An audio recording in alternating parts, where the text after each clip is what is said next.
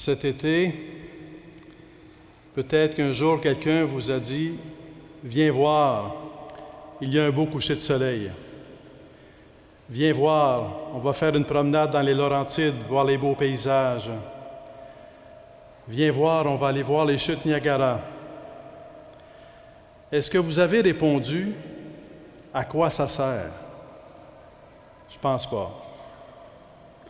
Peut-être qu'on peut trouver que quelque chose n'est pas si beau, ou peut-être qu'on peut trouver que quelque chose est très beau.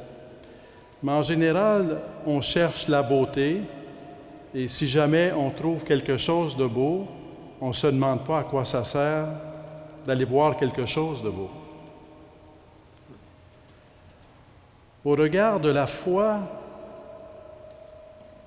Dieu ouvre nos horizons à sa beauté, à la beauté de son œuvre. Et en cette fête de l'Assomption, à la beauté de Marie. Viens voir Marie. Venez voir Marie. Venez découvrir la beauté de Marie. Venez vous approcher de Marie. N'ayez pas peur de contempler sa beauté gratuitement, sans vous demander à quoi ça sert, parce qu'on est fait pour le beau. Et Marie nous guide sur le chemin du beau. À travers les textes, je retiens quelques éléments qui font ressortir la beauté de Marie. Il y a tout d'abord cette béatitude, heureuse celle qui a cru à l'accomplissement des paroles de Dieu. La béatitude de la foi, la beauté de la foi. Il est beau de croire. Il est beau de croire et d'ouvrir son cœur à l'invisible, à cet invisible qui est infini, à cet invisible qui est éternel, à cet invisible qui est réel et qui se manifeste à nous. Marie est l'œuvre de l'invisible, l'œuvre de grâce de la Sainte Trinité. Et cette œuvre est intimement liée au don de la foi qu'elle a reçu et au don auquel elle a été fidèle. Heureuse celle qui a cru. Il y a le sermon sur la montagne, les béatitudes, mais ici, il y a une béatitude que Jésus même va confirmer. Combien de fois louera-t-il la foi de quelqu'un à travers les récits de l'Évangile? Il y a une beauté de la foi, parce que la foi ouvre le regard à la beauté de Dieu. Sans la foi, il y a des pans entiers de l'existence qui nous sont comme fermés. La foi, en ouvrant notre regard sur l'invisible, nous fait voir à travers ce qui est visible l'œuvre de Dieu. Lorsque Marie croit, et elle croit, devant la salutation d'Élisabeth, qu'est-ce qu'elle fait? Elle ne pense pas à elle, elle pense à Dieu. C'est sa foi. Elle est tournée vers Dieu. Elle ne pense pas à prendre la salutation d'Élisabeth comme un compliment, parce que la question n'est pas là. La question est d'être devant le don de Dieu. Et Dieu se donne. Et Dieu ne cesse par des milliers de chemins de nous dire combien il veut se donner à nous et combien ce qu'il nous donne, ce qu'il nous offre, c'est beau, c'est grand, c'est noble, c'est riche. Et en Marie, cette beauté, cette grandeur, cette noblesse, cette richesse se manifeste. Dans le Magnificat, lorsque Marie parle de Dieu, qu'est-ce qu'elle va dire? Saint est son nom. Dieu est saint. Dieu seul est saint. Croire en Dieu, croire à la sainteté de Dieu, croire en la perfection de son amour, en même temps qu'en l'infinité de son amour, c'est beau et ça enrichit la vie. Dieu sauveur. Dieu sauveur. Dieu non seulement saint, donc étant l'amour parfait, mais Dieu miséricordieux, Dieu qui se penche vers sa créature avec tendresse, Dieu qui offre son salut, quelle que soit notre situation, quel que soit notre éloignement, Dieu qui se fait proche de nous, Dieu avec qui on peut toujours recommencer, Dieu qui prend soin de nous, si on veut bien le laisser prendre soin de nous. Sauveur, saint est son nom, lui qui est sauveur. Mais il rajoute aussi la puissance de Dieu, Dieu puissant. Il y a une puissance de l'œuvre de Dieu qui est belle, parce qu'on pourrait dire Dieu est amour, mais est impuissant devant nos situations de fragilité, est impuissant devant le mal. Non, Dieu est tout-puissant. Dieu n'est pas impuissant. Il manifeste sa puissance par l'amour. Il ne manifeste pas sa puissance en venant écraser. Il manifeste sa puissance par l'amour comme justement une puissance de salut, une puissance de rayonnement de son amour. Et dans notre vie personnelle, mais aussi dans notre vie ici, dans le Magnificat est manifestée l'histoire d'Israël, mais ça renvoie à l'engagement de Dieu dans l'histoire même de l'humanité, comme ça renvoie à l'engagement de Dieu qui construit son Église. Il y a comme un engagement de Dieu qui vient de son amour, qui vient de sa miséricorde et qui vient de sa puissance, qui est sa bonté en acte, qui vient toucher nos cœurs, qui vient toucher le monde et qui vient construire son Église. Donc, il y a une beauté de la foi de Marie qui ouvre son cœur à la sainteté de Dieu, à la miséricorde de Dieu, à la puissance de Dieu. Et quand on ouvre notre cœur à Dieu, bien qu'est-ce qu'on fait? On accueille Dieu et on se laisse transformer par Dieu. Et Marie se laisse transformer par Dieu. Elle est pleinement docile à l'œuvre de Dieu en elle. Elle laisse Dieu agir en elle. Elle laisse Dieu opérer l'œuvre de l'incarnation. Elle est docile au pied de la croix lorsqu'elle est au pied de Jésus crucifié. Elle est docile à la Pentecôte lorsqu'elle prie avec les apôtres pour que l'Église reçoive le don de l'Esprit Saint. Elle se laisse être entre les mains de Dieu, un lieu où Dieu agit, un espace où Dieu peut agir totalement.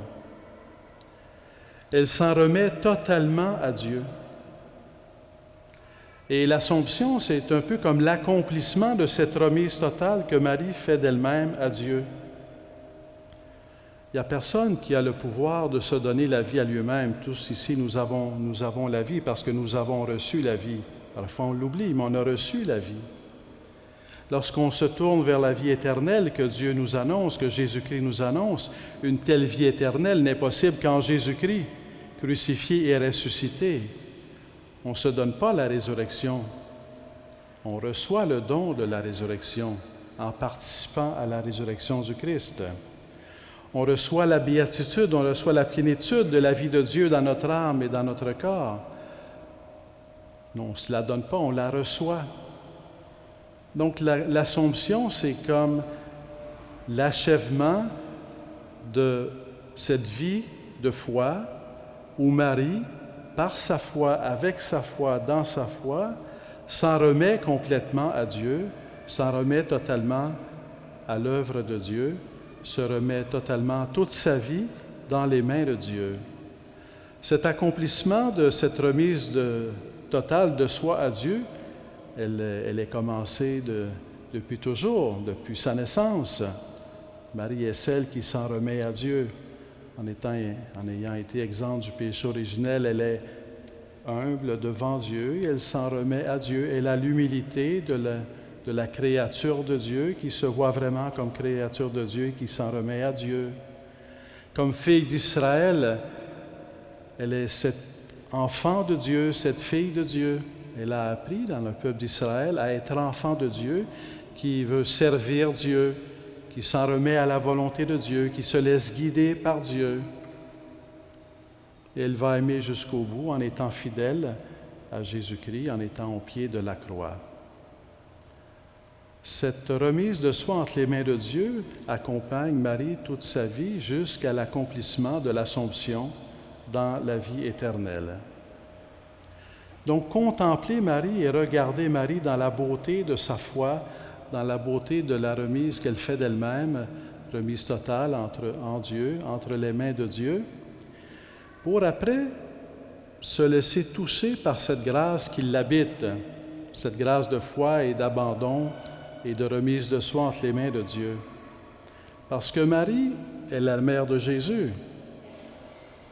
Jésus, fils de Dieu, donc mère de Dieu. Elle est aussi mère de chacun et chacune d'entre nous, parce qu'elle prie afin que notre attachement à Jésus-Christ grandisse en nous. Elle est comme la mère de notre foi. Elle est aussi la mère de l'Église, parce qu'elle prie pour que l'Église soit corps du Christ, pour que l'Église reçoive le Christ, pour que l'Église donne le Christ au monde. Et en étant ainsi, notre mère, elle devient comme notre modèle. Le modèle de notre vie personnelle, je dirais le modèle de notre vie de couple, de notre vie familiale, de notre vie ecclésiale, paroissiale, diocésaine. Et peut-être qu'on pourrait recevoir, en la contemplant dans sa beauté, dans la beauté de sa foi et de la beauté de son abandon entre les mains de Dieu, on pourrait se laisser poser à nous-mêmes cette question: est-ce que je m'en remets totalement à Dieu dans ma vie personnelle? Est-ce que je m'en remets totalement à Dieu dans ma vie de couple, dans ma vie de famille? Est-ce que je m'en remets totalement à Dieu dans ma vie ecclésiale, paroissiale, diocésaine? C'est un acte de foi. Ça ne peut se faire qu'en croyant en Dieu, qu'en ouvrant son cœur à Dieu, à sa sainteté, à sa miséricorde, à sa puissance. C'est un acte de foi, mais c'est beau, c'est grand, c'est noble. Si on regarde la lecture de l'Apocalypse, dans la première lecture des textes d'aujourd'hui, il est question d'une femme vêtue de soleil, une lune à ses pieds, la lune à ses pieds, une couronne de 12 étoiles. Cette femme qui est en train d'enfanter le Sauveur. Cette femme, c'est à la fois, c'est Marie, mais c'est aussi Israël qui attend, qui a contribué, qui est l'œuvre de Dieu pour préparer la venue du Messie. Ces 12 étoiles représentent aussi les tribus d'Israël. Cette femme, c'est aussi l'Église. Ces 12 étoiles, c'est aussi les apôtres. Donc, ce qui s'applique à Marie peut être appliqué à l'Église. L'Église est appelée à donner Jésus-Christ au monde. Mais l'Église ne peut réaliser cette œuvre qu'en vivant dans la foi, qu'en allant jusqu'au bout de la foi, qu'en s'en remettant totalement à Dieu. Et on voit dans ce récit de l'Apocalypse, on voit à un moment donné que Satan, le diable, le dragon, qui exprime Satan et les puissances du mal se manifestent et menacent le fils de la femme, menacent la femme est menacée, mais Dieu la protège, Dieu l'amène au désert, Dieu la protège à travers les menaces des puissances du mal. Le désert ici peut être vu comme le désert de l'histoire. L'Église, œuvre de Dieu, traverse l'histoire. L'Église, œuvre de Dieu, œuvre de foi, œuvre d'espérance, œuvre d'amour, traverse l'histoire. À travers l'histoire, elle est menacée par nos propres péchés de membres d'Église, menacée par les puissances du mal, menacée par l'adversaire, menacée par nos négligences. L'Église est menacée, mais elle est protégée. Et le désert, où vivent l'expérience d'être menacé, c'est toujours l'occasion d'entrer plus avant dans la foi. d'entrer plus avant dans une remise totale de soi à Dieu. Les temps que nous vivons, on peut sentir ou ressentir ou expérimenter que l'Église est menacée. Mais l'Église est protégée. Elle est protégée par Dieu. Et l'enjeu ici ne devient pas tellement qu'est-ce qui menace, mais c'est quelle est ma fidélité, quelle est ma foi, quelle est la remise que je fais de moi-même à Dieu. Ce qui m'est demandé dans le désert, c'est de m'en remettre à Dieu. Ce qui m'est demandé quand l'Église est menacée, c'est, comme Église, de nous en remettre à Dieu. Alors ce soir, nous sommes réunis pour célébrer la fête de l'Assomption, pour contempler la beauté de Marie, mais pour laisser aussi sa beauté nous inspirer, afin que, comme Église, nous nous en remettions toujours davantage à Dieu. C'est notre défi. C'est le défi de notre temps. C'est le défi que nous avons. Notre défi n'est pas de critiquer le monde ou de condamner le monde. Notre défi, c'est d'aimer par la grâce de Dieu. Notre défi, c'est de nous en remettre à Dieu pour que l'amour soit vainqueur dans notre cœur. Notre défi, c'est de nous abandonner à Dieu pour qu'à travers notre existence ecclésiale, ce soit l'amour de Dieu qui rayonne autour de nous, pour que Dieu puisse toucher les cœurs. Parce que c'est toujours un amour miséricordieux, c'est toujours un amour sauveur, c'est toujours un amour pour nous, mais c'est un amour pour toute l'humanité. Mais c'est un amour qui veut passer par nous. Il a passé par Marie, il veut aussi passer par nous. Il continue de passer par Marie, il veut continuer de passer par nous comme Église. Alors, contemplons cette beauté de Marie et recourons à sa prière pour que nous soyons protégés par la grâce et les instruments de l'amour de Dieu.